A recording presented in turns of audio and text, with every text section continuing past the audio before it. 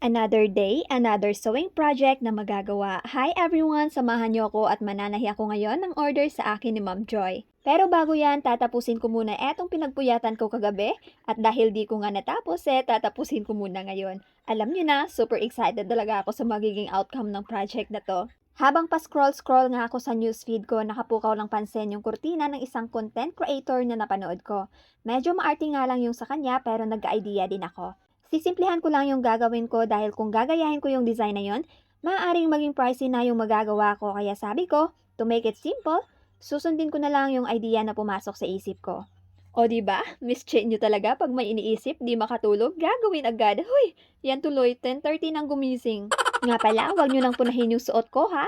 DIY ko yan. At saka, aanhin ko naman yan pag di ko isusuot, di ba? Fast forward nga dahil super excited ako at ayan, tapos ko na yung iniisip ko lang kahapon. Masasabi ko talagang super worth it ang puyat ko. Hoy, lakas maka-Barbie ang kulay, di ba? I don't know pero super obsessed talaga ako sa mga pink na bagay. Sa mga nagtatanong nga pala kung anong tela yung ginamit ko, iyan po ay Katrina. Napakaganda talaga sa paningin ko ng kulay nitong gawa ko, lalo na kapag tinalian na. Yung pantali na, inspired by Rosal flower. Malimit na nga akong nakakakita ng mga rosal na bulaklak ngayon. Way back 90s kasi marami yan sa daan eh. Ang babango pa. Iniipit ko pa nga nun sa notebooks ko para mabango yung bag ko. Fast forward nga, di ko na nga pinakita yung pagkat ko ng order ni Ma'am Joy. At ayan na nga at nakafold na at tatahiin ko na lang.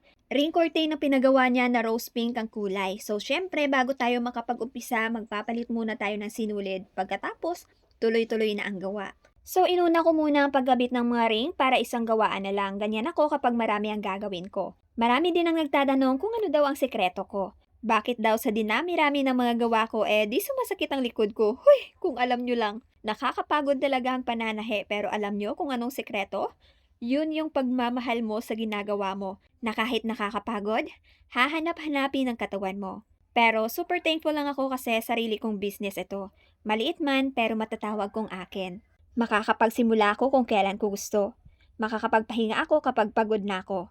Makakatulog ako kapag inaantok ako. Makakakain ako kapag nagugutom ako. Yung tipong walang pupuna sa'yo kahit anong gawin mo. Nai-stress ka man, parte na yun ng negosyong pinasok mo. Kaya salamat. Salamat sa inyong lahat na nagtiwala sa akin. Salamat sa mga sunod-sunod na orders nyo sa akin. Salamat sa panunood ng aking mga video. At salamat din sa mga taong tumanggap kung sino ako at naniniwala sa kakayanan ko. Huy, tama na ngang emote yan. Tara na at ipapakita ko na sa inyo ang kagandahan ng kurtina ni Ma'am Joy. Grabe, nakaka-inlove. You're beautiful. You're beautiful.